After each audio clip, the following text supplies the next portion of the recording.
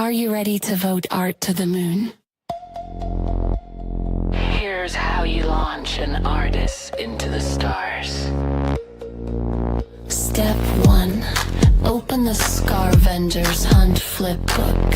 Read the rules and select any featured artist's page to begin. Step 2.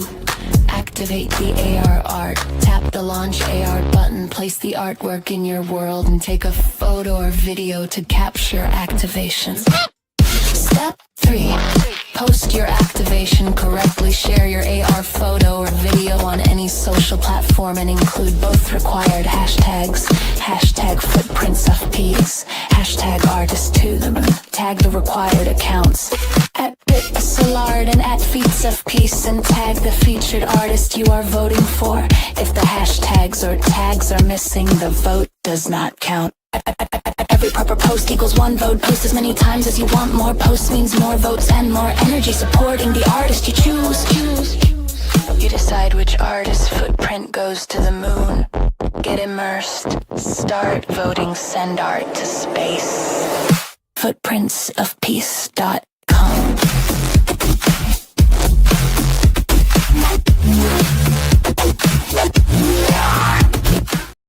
Him say, oh say, him say, him say, oh say, him say, him say, oh say, him say, what's that? Him say, well, seed back, carbon track, always stack, farmer's back, data map, green pack, open the app, hemp sets, where it's at, building the future, yeah, we're putting hemp on the map.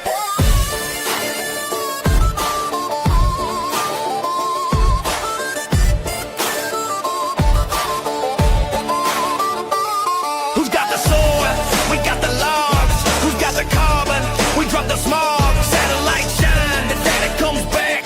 Hem's up app on the blockchain track. We see back, carbon track, always stack. Farmers back, data map, green pack, open the app, hemp sets, where it's at. Building the future, yeah, we're putting hemp on the map. Root is more than a token. It's a digital currency for regeneration. Unlike speculative crypto, Root is directly backed by a living treasury, seed vaults. The community ensures that every root has real value. Farmers and educators earn root for their actions, and holders can redeem root for seed packs, returning digital incentives back into the soil, food, and biodiversity.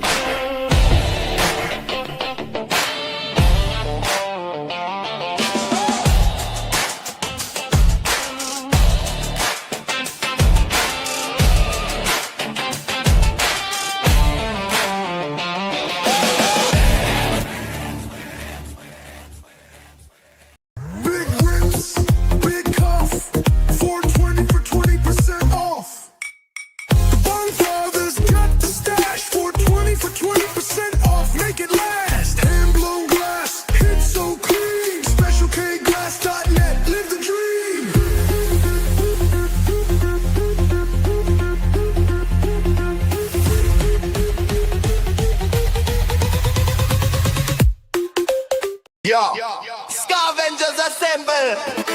Yeah, let's vote art to the moon. Yeah, yeah, yeah, yeah, yeah, yeah, yeah.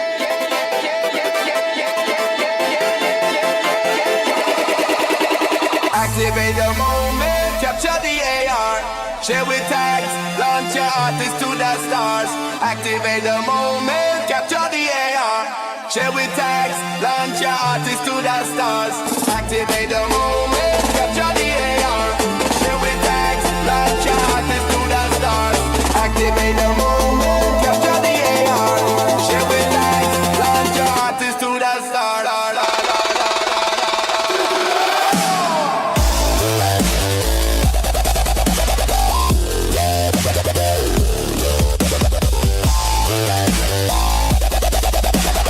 Activate the moment, capture the AR.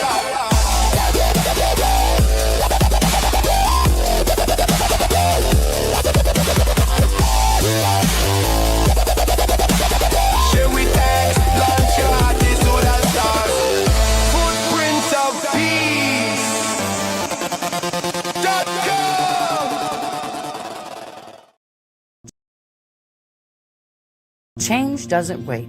Why should you? Welcome to the Gaia Guild, Global Action Impact Awareness. At GaiaGuild.com, thousands are coming together. Creators, innovators, change makers, building a future that matters. Your membership unlocks events, classes, and connections that spark action. And explore the G3 collection and exclusive guild merch at GaiaGuild.shop. This isn't just talk, it's movement in action. Gaia Guild. Join today. Become a guilder. Visit GaiaGuild.shop.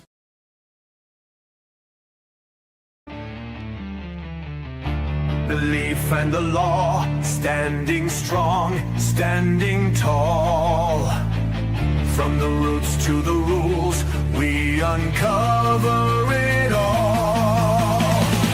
Truth and justice, the plan's divine. Canabama's here, it's education time.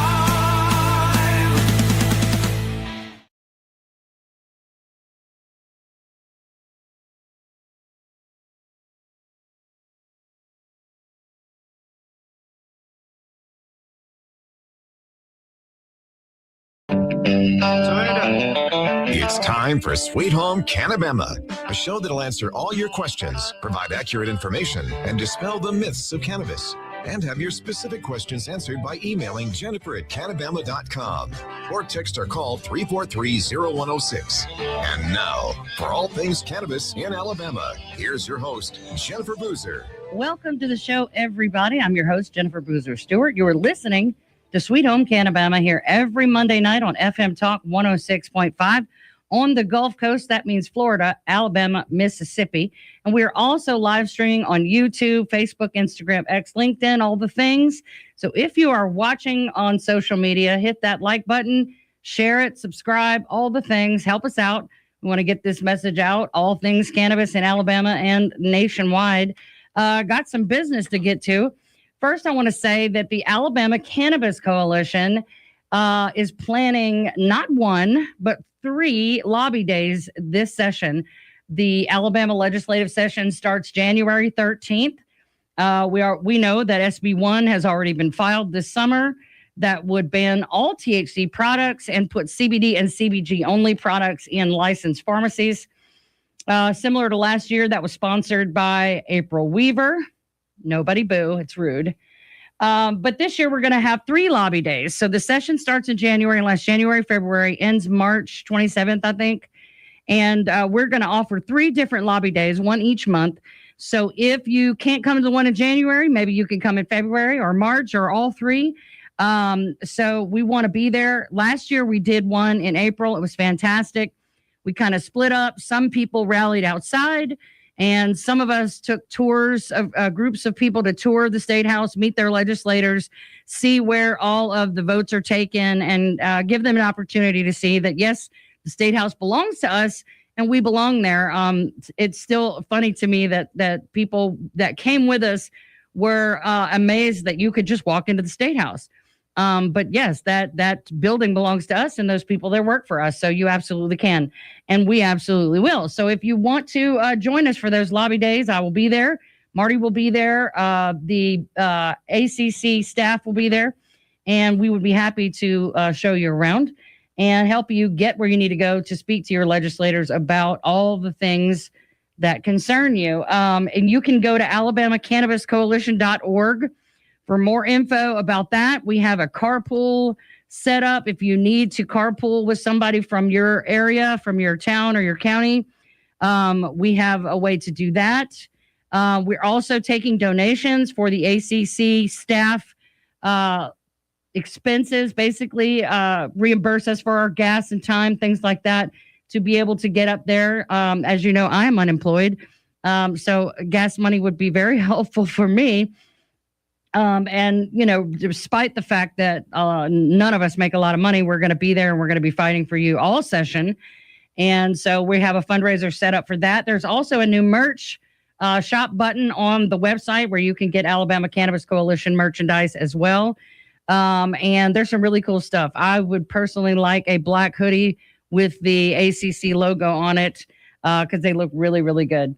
And Marty's done a great job of coordinating that. And Damian McClellan has done a fantastic job on our website. So go to healthcoalition.org for more information. Showing up matters even more than emails and calls, letting them see that, yes, I took the time to drive 3 hours from Mobile because this matters to me. That makes a big impact. Little more news on HB 445 compliance.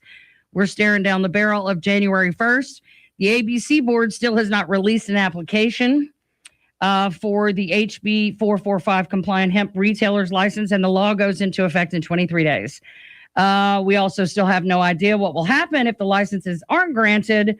Today, I was told that a business owner called and they said that the application process would be available January 1st through February 14th. So apparently no one will have a license on January 1st, even though we're supposed to be fully compliant with the law that says we must have a license on January 1st. No idea if, the application process is given 45 days, how long those approvals will take. But another business owner said that it's 30 to 120 days for a liquor license. So who knows how that is going to shake out. It doesn't seem like the legislators or the ABC board are terribly concerned, which isn't shocking. But how do you proceed like that? I mean, I do not envy my colleagues who are still trying to hang in there with their hemp businesses and the hemp products that they sell. So, proceed at your own risk is how this feels. If they can come in and check on anybody anytime they want to, seize your inventory, things like that. I mean, I don't understand how it works that we're supposed to be in compliance, but the state isn't actually in compliance with the same law. Enforcement is also a big topic federally because a lot of folks are questioning whether the feds have the capacity to follow through on the new definition of hemp. Should that stay the same? Everyone anticipates that this new federal language will change given the 365 days that we have until that goes into effect. But if it does not change, how are they going to enforce this? But the interesting thing is they don't even have to. Once they remove the federal protection for these products, then the banks are going to fall out. The merchant processors are going to fall out. There will be no lending. Financially, how will anybody survive? So there's a whole lot of mess within the state as well as the federal government when it comes to hemp, and nobody knows what's really happening. Some of these organizations are still encouraging people to contact their legislators, as we all should be all the time, but there's not been any news. There's no real direction, and everything's kind of up in the air. So I would say, because of the treacherous nature of these laws and the vagueness of the circumstances, the rules and regs, whether or not they'll be enforced, how they'll be enforced, when the licenses will come, all of this is very confusing. My advice would be to tread carefully, friends. Tread carefully, because we know that the state has already arrested a couple of consumers and charged them with felonies because of being in possession of hemp pre-rolls. So we know that in one fashion or another, they're not messing around with this, but they're also not taking it as seriously as they should, in my opinion, because if you're going to give us a deadline that you can't meet yourself, that's very, very confusing. I feel like there's going to be a lot of lawsuit action in this situation. And, who knows what it's going to look like in the end. Alabama is one of 40 states that has their own pilot program. We can make our own laws. Like I said before with John Fisher, just like medical cannabis in the states, they can have their own laws, regardless of the fact that cannabis is federally illegal. We can do those same things in 40 out of 50 states with hemp because we have our own pilot program already. However, HB 445 does say that any new federal legislation would supersede state law. So there's the business of repealing HB 445 and how we get that done. Because if these federal this new federal definition of hemp stands, then the state of Alabama's program is actually better than what the feds would offer us. And we won't even get to retain that because of that line in HB 445. We need to repeal it so that we can come up with better legislation for the state of Alabama to do its own thing. The problem I see with the states doing their own thing, just like with medical cannabis, there's no interstate shipping. We wouldn't have access to any companies outside of Alabama. And I can't imagine many manufacturers that sell to multiple states would have an easy time matching each state's different requirements. In one state, it's 3 milligrams. Another state, it's 5. In Alabama, it's 10. Some other states, it's 0. And, having individually wrapped gummies in a 4-pack, that's a complication, for these manufacturers. So even if we have our own programs, it's still very complicated if the federal definition stays with this new language. So for the first time, I'm actually not that mad that I am not sitting in my store right now wondering what the heck is going to happen to me in 23 days. Because holy crap, the stress of all this is massive, and I'm almost glad that I've gone through the worst of it ahead of everybody else. Not that I want the worst to happen to anybody. I hope that we can fix this and my colleagues can go on and make tons of money, and I'll find my place somewhere in this, hopefully, and be able to help that advocacy effort and media and keep doing this show. But even the show is in jeopardy if nobody in the hemp industry or the cannabis industry in Alabama is doing anything, because medical cannabis, national embarrassment here. We were told that dispensary licenses would be finished at the end of October, by October. And still, no patients are being served in the state of Alabama. When we come back, we're going to talk to somebody who went through something similar to me and is running for Congress to do something about it. Stay with us.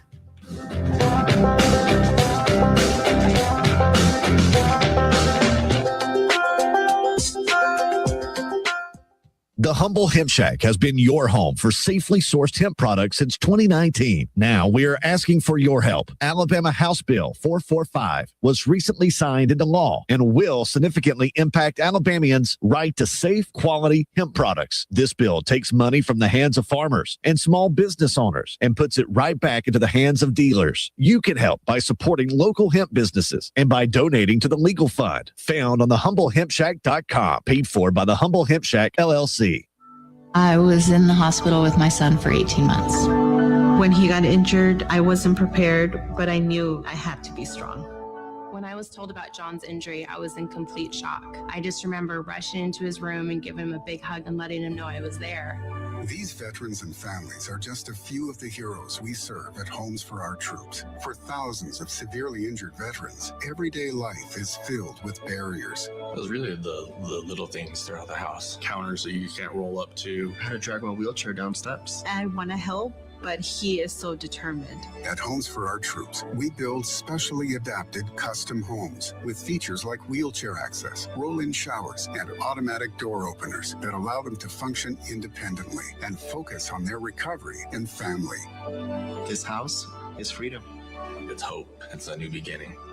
This house has given me my family back. To learn more, visit hfotusa.org. Welcome back to Sweet Home Cannabama. Now with all the information you want about cannabis, here's your host, Jennifer Boozer. Welcome back, everybody. Tonight we're going to meet Chasity Wedgeworth. Chasity is a lifelong Texan who knows firsthand the struggles families in the Panhandle face. She built her life around hard work, resilience, and family. Chasity and her husband built multiple small businesses from the ground up. She knows firsthand the challenges small business owners face, balancing payroll, taxes, regulation, and still working long hours to provide for her family. While balancing the everyday challenges that so many Texans now stretching paychecks, juggling bills, and putting food on the table. She has felt how unfair it is when ordinary families and small businesses are squeezed by taxes, while billion-dollar corporations and political insiders get loopholes and handouts. She went back to school to study cannabis science and stepped into the hemp industry in 2018. When COVID-19 devastated small businesses, she felt the impact personally. But instead of giving up, she pivoted and rebuilt. By 2023, she had opened Bud and Bloom's Cannabis Academy, determined to create opportunities and education in her community. Through this work, Chasity witnessed how state policies repeatedly attack small businesses, farmers, ranchers, and working families. She knows the struggles of Texans fighting big pharma, of going without insurance, of battling, and of searching for answers and help in a broken system. Now, Chasity is taking that fight to Congress. She believes her life experience makes her a better representative for District 13 than any career politician. She is part of the 90% of this district whose lives are directly impacted by reckless policies. Chastity's campaign is about giving the Texas Panhandle a voice in Washington that reflects its people, real Texans, hardworking, honest, independent, and unwilling to bow to corruption or political games. Welcome to the show, Chasity. Hi. Thank you so much for having me. I found Chasity on TikTok, guys, and I was instantly enamored. Not only is she beautiful, she's smart and she talks really fast, but she's got so much to say. And I have loved watching you and listening to you. And you know, we've all gone through this kind of weird year together, even though we've never met in person. I feel like I have made so many comrades in arms, you know? Yeah, for sure. Same. Well, Absolutely, for sure. Well, so you were a hairdresser, right? I was. I did hair for 11 years. Wow. Okay. So, well, what made you decide, you know, I'm going to go into the cannabis industry? Well, I was in the cannabis space way earlier, long before hemp ever came along. I've actually been a cannabis consumer since I was about 14. Okay. And I used it, you know, throughout my life. And then when I got to be an adult, I kind of, you know, took a hiatus when my children were smaller. But I started getting sicker when I got older and I started using it again. I have something called Ehlers-Danlos syndrome, and it causes something called mast cell activation and dysautonomia. And I ended up getting an eating disorder from the mast cell. The Ehlers-Danlos causes a lot of pain. So I just started using it medicinally as an adult. And while I was doing hair, most of my people were like little ladies and stuff. And so they really liked like the salves and things like that when the hemp industry started. So yeah, that's coming into the hemp industry was very natural to me. I just kind of always was in the cannabis industry in some way. Right. Like a lot of people. Right. Yeah. You would be surprised how many people, well, I started using it when I was in high school, you know? Yeah. And I think, you know, when people balk at that, I think about the 4-year-olds on Adderall. And how many kids, having raised 2 children of my own who are now 18 and 24, how many of their friends were miserable on those, you know, basically methamphetamines that were given to them. I think it's insane that what people would look at somebody like you. I did not partake in cannabis until I was an adult, but I was given pain pills at 15 for migraines. I was given muscle relaxers. I was given, you know, heavy drugs. You know, I can remember being in my 10th grade chemistry class, like trying to hit my nose to scratch it with my eyes crossed because it made me itch. And I was totally loaded and I was a 10th grader. You know, and there's so many ways that cannabis is safer for things like that. And I'm not going to argue that kids should be able to use it, but so many people started using it as young adults and teenagers because young adults and teenagers have a lot of the same issues that we have. That's where they start, you know. A lot of mental illness doesn't present itself until late teens, early 20s. And so it makes perfect sense that people would use it, you know, when they don't know what else to turn to. So I've always found that interesting. So tell us about Bud and Blooms. I mean, you were doing hair, COVID came along and kind of put the kibosh on that, right? Yes. So hair salons were the first to get shut down in Texas. I don't know about everywhere else, but pretty much everywhere, I think. Yeah. Yeah. And we were shut down the longest. Most of my clients, like I said, were like the little ladies that come in, you know, once a week and get their hair shampooed and cut and styled. And a lot of them, that was the majority of my clientele. And I followed the rules, and I didn't do people's hair on the side. I wasn't being like secretive or anything. Right. And a lot of my customers they ended up moving in with their children, who were nowhere near me, or got put into homes.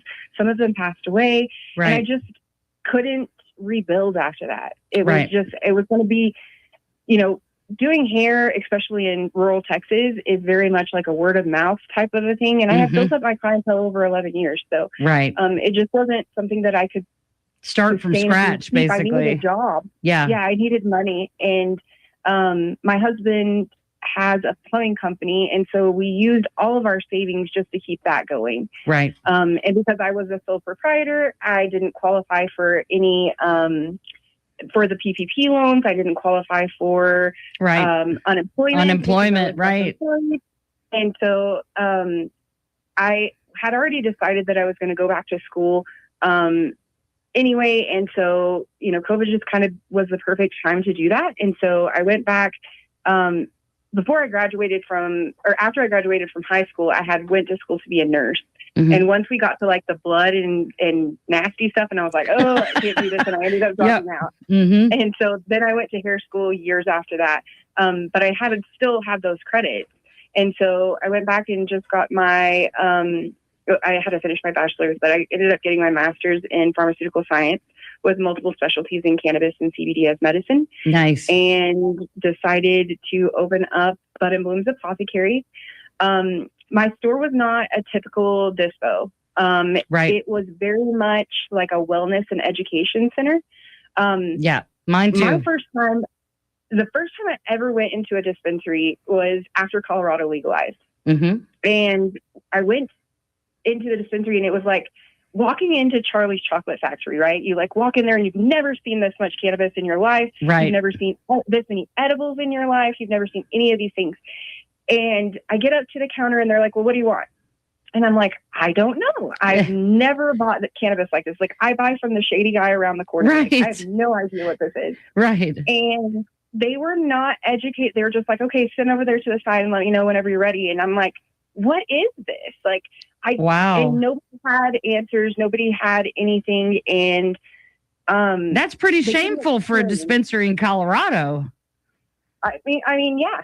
Even to this day, if you go into a lot of these legal states, into these dispensaries, they don't have education. I agree. I've had that experience too. Yeah. When they first started, they had a smaller, like a minimum amount of education that they had to do. Mm-hmm. But it was not consumption education as much as it was more like what you would get from like the alcohol industry, where you're like, you have to be 21, know how to check an ID, blah, blah, blah, blah, blah. Right. Like those types of things. Right. But not necessarily guidance. Yeah. Consumption guidance. And so I really, really wanted to, when I opened my store, to have that consumption guidance, because for me, there were a lot of like my elderly people that were like, I took a gummy and I'll never do that again. Right. Or, you know what I mean? Well, and they can't tell you what kind of gummy, how potent it was, yes. where it came from. Yeah. I didn't have the packaging. And my favorite is, oh, my friend gave it to me. And I'm like, no, that person is not your friend if they don't tell you exactly what it is, so that you know, because it could have been 10 milligrams, could have been 100. We don't know. And that's not, I do agree that, and that's one of the things I wanted to start with education, because I couldn't explain it to my mom, to my neighbor, to my mother-in-law, to anybody around me, without having to dive into what even is it, because they all had this preconceived idea. And then when you get past that part, then you have to teach them how to use it, and what it is, what it does, how it works, how to use it. Those are my that's my mantra, because an educated consumer is an educated voter as well. And I wasn't even thinking in those terms then, but now, while all of this is in our faces and blowing up, an educated consumer is not afraid of the fear mongering. An educated consumer who's had a great experience repeatedly and knows that there may be stuff out there that's not okay, but where I shop, I can trust it. I've never had a bad experience, and these people know what they're doing. That's what I wanted. And that's one of the many things that I have loved about watching you, is you say some of the same things I say, and you do some of the same things I do. My shop was not a typical head shop. It was not, you could have been selling handbags or shoes in there. Nobody would have known because you don't have to pander to stoners. You don't. Right.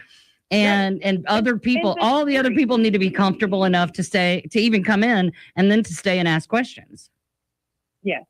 And that was one of the other things is like, it's intimidating to walk into a head shop that has like, when you walk in and there's like bongs everywhere and right. products Yeah. in all the glass cases and it smells like cannabis in there. Mm-hmm. And that's intimidating for somebody that's a new person that's never tried before, right. or even an elderly person. Yep. That's, wanting to get off of medications, or a parent that's coming in to find something for their child. Right. And I think it's irresponsible of any business owner to not offer the most in-depth information that they can. Yes. When we come back from the break, we're going to talk more with Chasity Wedgeworth. Stay with us.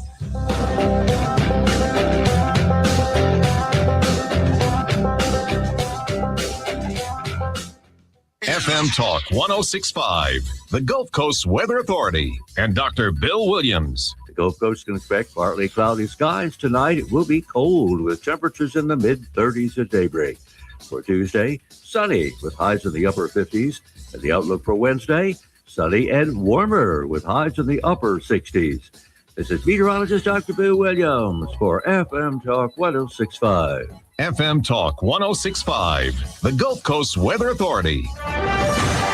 I'm Roseanne Haven from WKRG News 5. Mobile County says the city of Mobile owes more than $800,000 in back rent. The county owns Government Plaza and the city rents space there. The county raised the city's rent from $125,000 a month to $237,000. The city paid its September rent, but at the old rate, and it hadn't paid for October, November, or December until county commissioners called out the city today. The new mayor says the city will pay at the old rate and keep its options open. A woman charged with manslaughter almost a year after a crash that killed Michael Porter on his motorcycle on Dog River Bridge. Angela Waltman, originally charged with DUI, booked into Metro Jail today on the new charge. I'm Roseanne Haven from WKRG News 5. Local coverage you can count on. The Humble Hemp Shack has been your home for safely sourced hemp products since 2019. Now we are asking for your help. Alabama House Bill 445 was recently signed into law and will significantly impact Alabamians' right to safe, quality hemp products. This bill takes money from the hands of farmers and small business owners and puts it right back into the hands of dealers. You can help by supporting local hemp businesses and by donating to the legal fund found on the humblehempshack.com, paid for by the Humble Hemp Shack LLC. Now.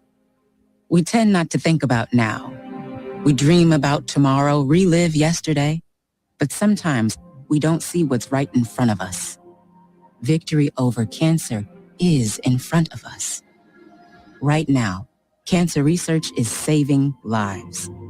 Cancer research funded by the V Foundation is leading to new discoveries and new treatments, and ultimately, one day, victory over cancer. Right now, 1 out of every 2 men and 1 out of every 3 women will get cancer in their lifetime. Now is your moment. You may save someone you love. The V Foundation has the skill, the speed, and the strength to achieve victory over cancer. Because today's cancer research is tomorrow's victory. Learn more at v.org. Don't give up. Don't ever give up. Welcome back to Sweet Home Cannabama. Now with all the information you want about cannabis, here's your host, Jennifer Boozer. Welcome back, everybody, to Sweet Home Cannabama, here every Monday night at 7 o'clock on FM Talk 1065 and all the social medias. Tonight we're talking with Chasity Wedgeworth, who is running for Congress in Texas District 13. Chasity, let's talk about 2025. I actually did a couple of mostly Texas shows. We talked about what was happening in Texas because Alabama, our complete nightmare dumpster fire session ended before Texas did. And so the entire country was watching Texas. Obviously, Texas has a massive amount of land mass and a massive amount of people. So the Texas hemp industry alone is a huge chunk of the national revenue. You know, I mean, how big is the industry in Texas? I think it was estimated to be, I can't remember. I want to say like I want to say 8 billion a year or something. 8 billion a year. Yeah. A lot of people work in the hemp industry in Texas. Of course, you guys had, we had Representative Andy Witt and y'all had Lieutenant Dan. Yes. Lieutenant Governor Dan Patrick really created some problems over there, you know, and well, tell me briefly, y'all were facing a total THC ban. Is that right? We were. It was a war. It was a war. We had, they came out the gate with SB3, which was a complete and total prohibition. It evolved. We ended up getting a secondary bill called HB 28, which was a beverage carve out that benefited obviously the alcohol industry. And then those two ended up getting merged together into something called CSSB3, which was, you know, just a mashup of them.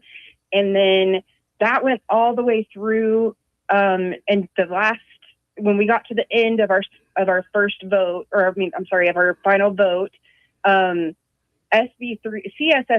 got a unanimous vote, and then SB3 got I think it was a partial vote, and then they did it again.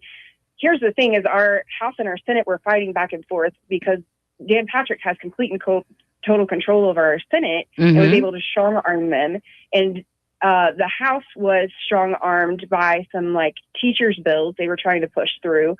And it kind of came down to this, like, I hate to use the word, but like a Mexican standoff. They were like all, you know, fighting each other, and they're like, okay, I'll let you have this, but you got to give me this. Right. And we ended up with SB3, which was the complete and total prohibition. And then our governor had 14 days to veto that bill. He waited until the last 30 minutes on the very last day, and he did veto it, but then he came back with special session. Yeah. And SB4, I believe, was introduced into the Senate, and a companion bill, HB5, was also put in. Companion bills are the same exact bill that are introduced in the Senate. You just have a House bill. In case one fails, the other one's still alive. Correct. Yeah. And so, but then the Democrats ended up breaking quorum and leaving the state so that they couldn't push through the redistricting bill, which kind of saved the hemp industry at that time. Right. But then we came back for a second special session and we did it all over again. Wow. And yeah, it was a war. Yeah. It was a war. We watched businesses that just really struggled. Veterans were panicking, customers were panicking, patients were losing access, our supply chains were freezing. But here's the thing: is what was so amazing during SB3 that I haven't seen in all of the years that I've been in the industry, because every year we have a fight like this, or every 2 years when we go to. There's always something, but this past year, like, we had 8 ban bills. Yeah. 8 different, from total ban to crap regulation, but I mean, like 3 total bans, and the rest were just garbage. So yeah, it was like being carpet bombed in Alabama. Yeah, same. But what actually happened in Texas is where we had the industry come together and unify. And which was absolutely amazing. We got all of these stores all the way through Texas that were, you know, passing around the same QR codes for the same exact, you know, the same exact things. And we just saw a unity in the industry that has never been there before, because you know this, like every dispensary is like, no me, no me, no me, no right. me. I want to be the only one. I want to be the only one. I know. I get that, because we had we had a kind of sort of maybe, but no, not really. And most of the hemp businesses in Alabama stayed home and did nothing. Yeah. And I don't really care who it pisses off for me to say that now, because baby, what can I lose? But I was there, You know, there was a dozen or so people that were fully engaged all the time. And that's it. You know, we were in awe of Texas. Actually, we saw it. Everybody from the outside saw it.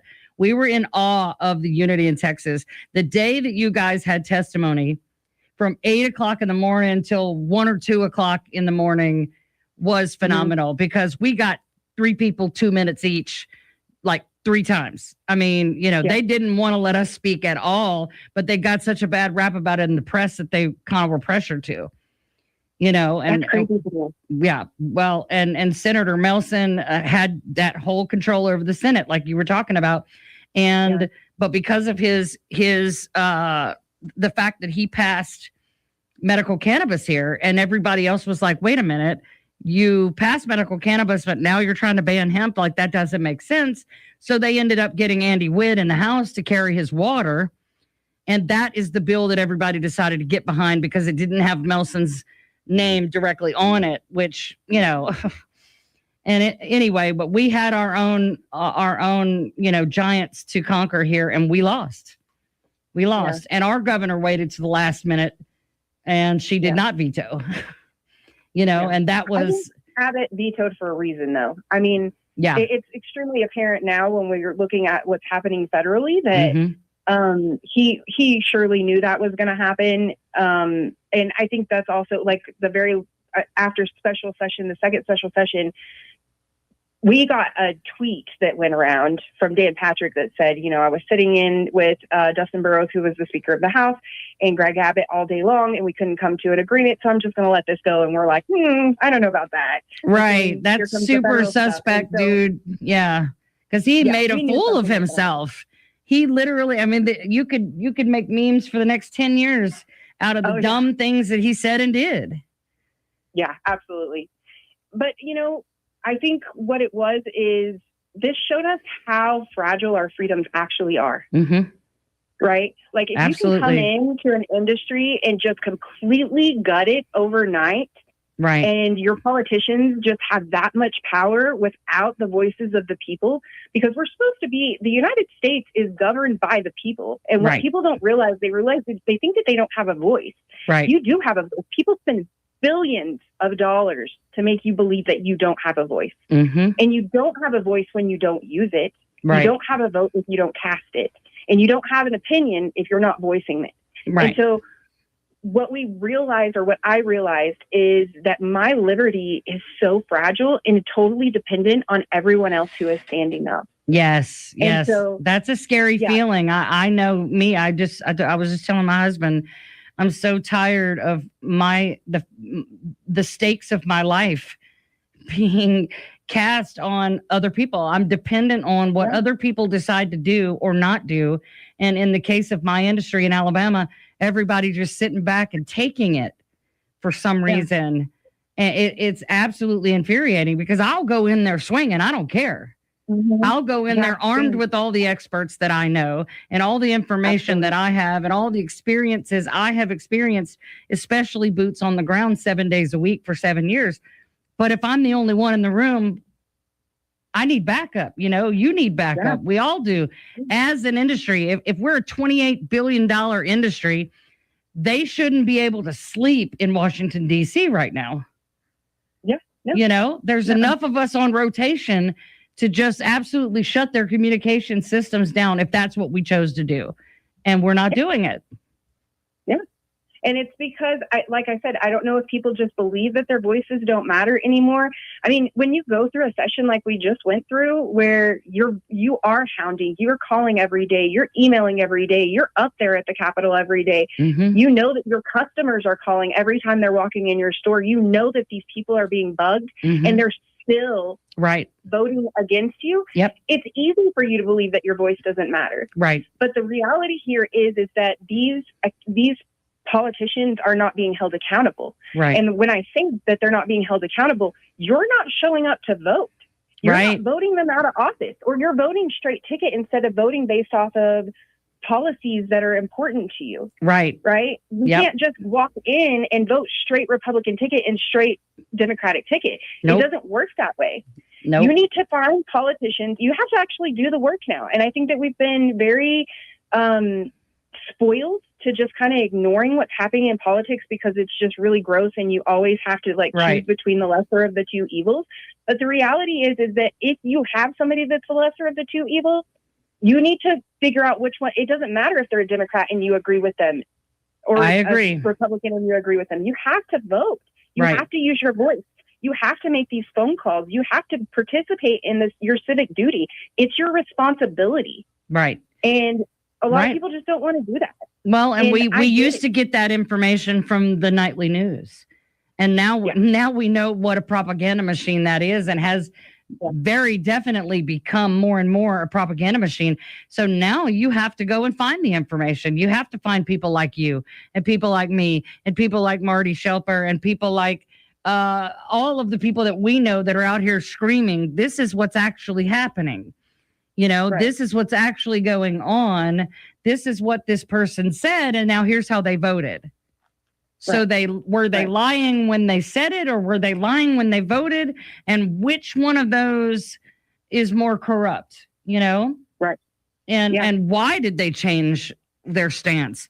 There a lot of things get said, but not a lot of things that are said get done. And I think that people are sick of that.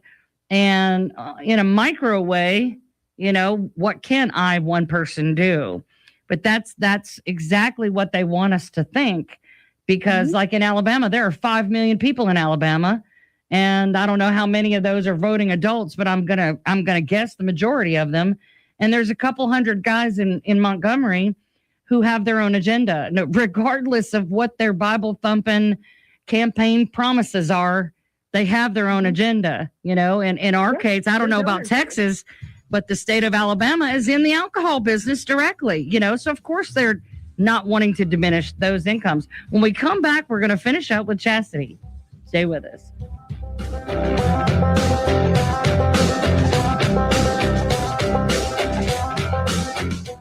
The Humble Hemp Shack has been your home for safely sourced hemp products since 2019. Now we are asking for your help. Alabama House Bill 445 was recently signed into law and will significantly impact Alabamians' right to safe, quality hemp products. This bill takes money from the hands of farmers and small business owners and puts it right back into the hands of dealers. You can help by supporting local hemp businesses and by donating to the legal fund found on thehumblehempshack.com, paid for by the Humble Hemp Shack, LLC. We are the NFHS. That stands for the National Federation of State High School Associations. But really, what we stand for, together with the AHSAA, are the 138,000 high school sports students in Alabama. And so we stand. We stand for the runners, soccer and basketball players. We stand for their coaches, administrators, and officials. We stand for the swimmers, football players, and wrestlers. We stand for the golfers, softball, and volleyball players. We stand as the national leader and advocate for high school athletics and all who participate in them and make them possible, because it is our purpose to ensure that high school students get to play, perform, and compete together.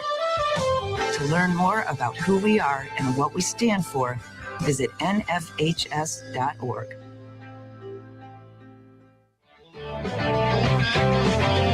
Welcome back to Sweet Home Cannabama.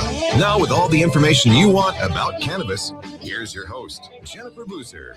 Welcome back, everybody. We're talking with Chasity Wedgeworth, who is running for Congress in Texas District 13. Chasity, let's get to the meat of the issue here. Obviously, you've reinvented yourself a couple of times, and now you find yourself with a closed dispensary running for Congress. I mean, what people have suggested I do the same thing and I'm too chicken, but what made you decide, I'm going to run for Congress? Because that seems like pretty big deal. It is a big deal. I want to change. I want representation, and I know that my community needs this representation. Right. I want somebody that actually listens to me. I want someone to represent the people and stop representing corporations. Amen. I learned that cannabis isn't the biggest boogeyman in the world here. It it's government overreach. That's the biggest problem. It is these mega corporations that are paying for policies to be built for them to our politicians. It's politicians and lawmakers that don't care about what their constituents have to say. And that's what I want to change. I want to, you don't have just a lobbyist, right? I don't have a lobbyist that can go in my place. Exactly. Of course, there's hemp lobbyists and there's the, pharmaceutical lobbyists and all these different types of lobbyists that do the things that I care about.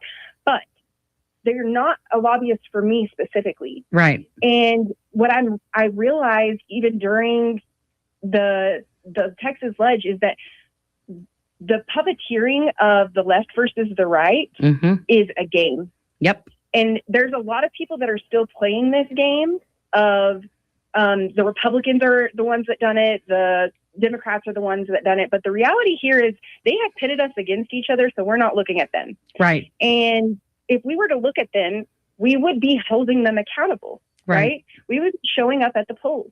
In the district that I'm running for Congress in, it's the second biggest district in the entire state of Texas.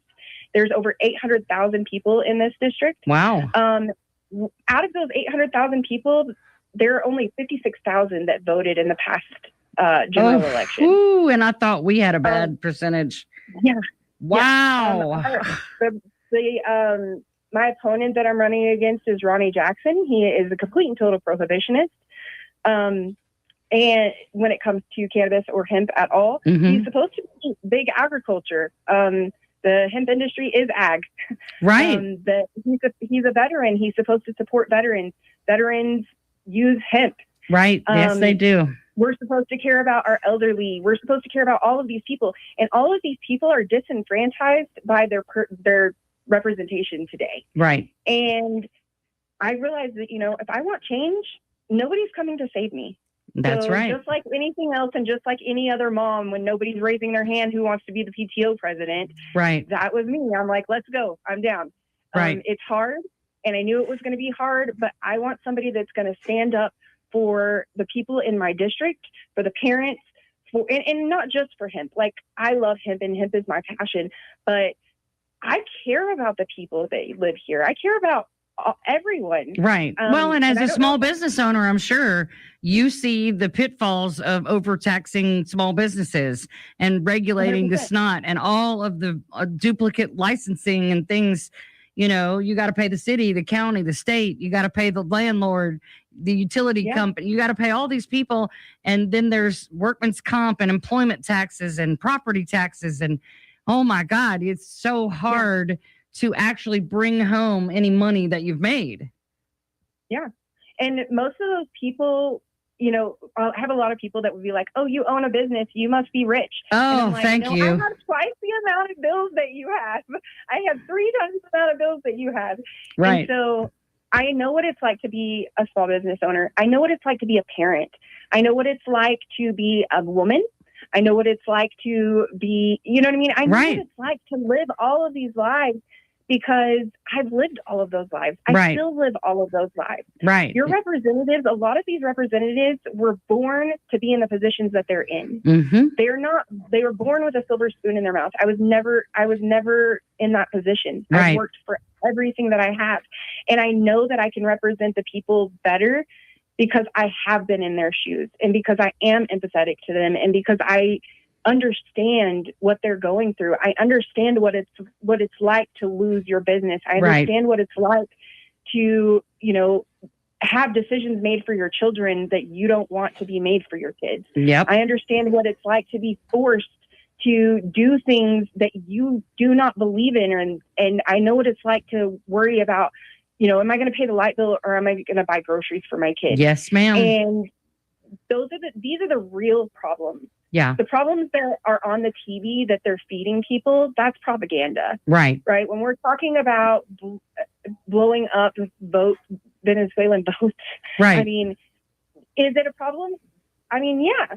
I'm sure it's a problem for the Venezuelan boats, but are you more worried about that boat, or are you more worried about paying your rent today? Because that's because most of us are worried about where we're going to have a place to live. I guarantee you, most of America is a month or two out from being homeless, And I've experienced firsthand that when the income stops suddenly, they don't care. No one cares. No one cares that I lost everything. No one cares. No. Did I pay the car note or not?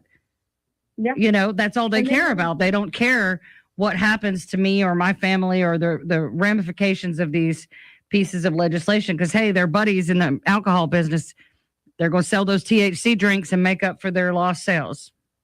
Right. And then we shut down the government and we took away things like, you know, we had on Veterans Day, Ronnie Jackson put a post on Facebook and he was like, thank you so much to the veterans. And I saw military families standing in food bank lines waiting for food. Right. Right.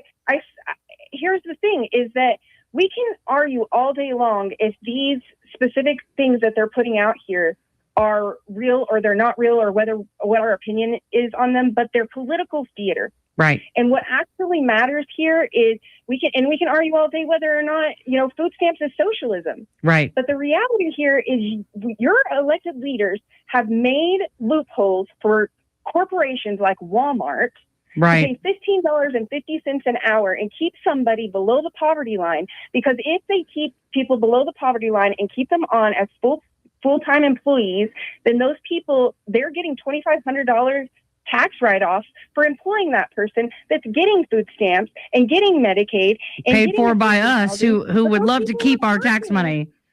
But they're working 40 hours a week. It's their tax money too. Right. Yeah. It's not, we can't argue about the things that are we have an opinion on. We have to argue about the things that are affecting us. And the things that are affecting us are caused by them. They're not caused by me and you.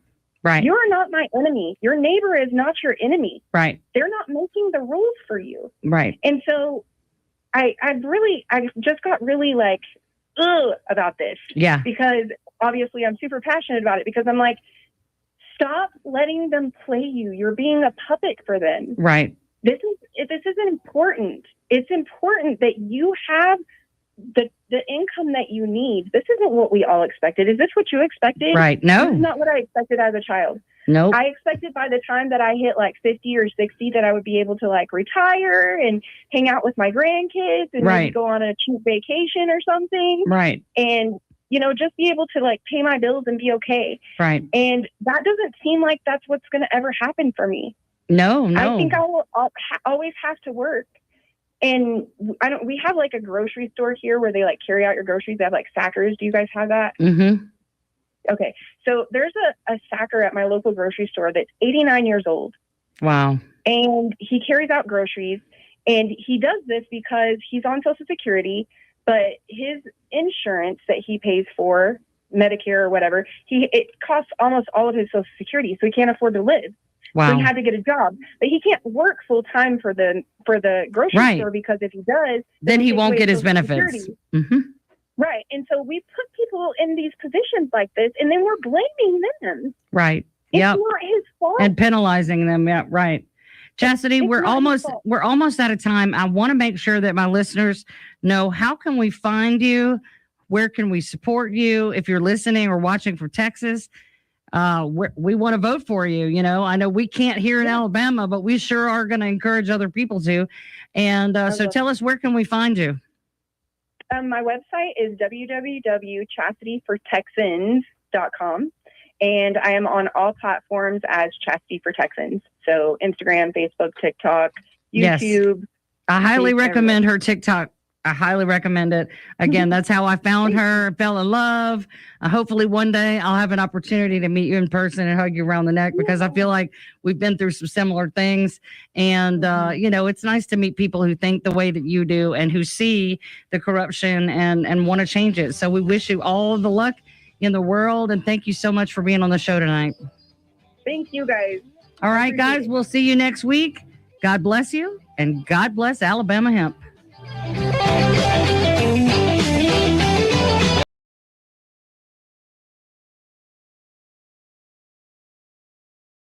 Change doesn't wait. Why should you? Welcome to the Gaia Guild, Global Action Impact Awareness. At GaiaGuild.com, thousands are coming together. Creators, innovators, change makers, building a future that matters. Your membership unlocks events, classes, and connections to spark action. and explore the G3 collection and exclusive Guild merch at GaiaGuild.shop. This isn't just talk, it's movement in action. Gaia Guild. Join today. Become a Guilder. Visit GaiaGuild.shop.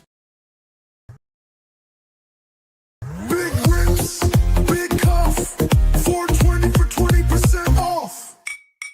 Bonfather's got the stash, 420 for 20% off. Make it last. Hand blown glass, hits so clean. SpecialKglass.net, live the dream.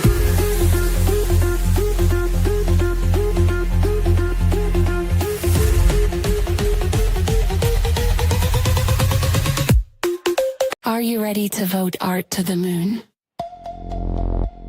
Here's how you launch an artist into the stars. Step 1. Open the Scavenger's Hunt flip book. Read the rules and select any featured artist's page to begin. Step 2.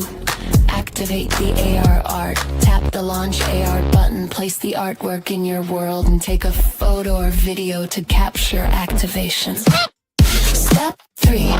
Post your activation correctly. Share your AR photo or video on any social platform and include both required hashtags. Hashtag footprints of peace. Hashtag artist to the moon. Tag the required accounts.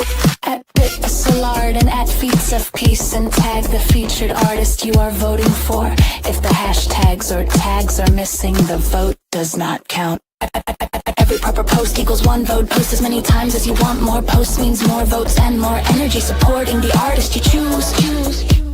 You decide which artist's footprint goes to the moon.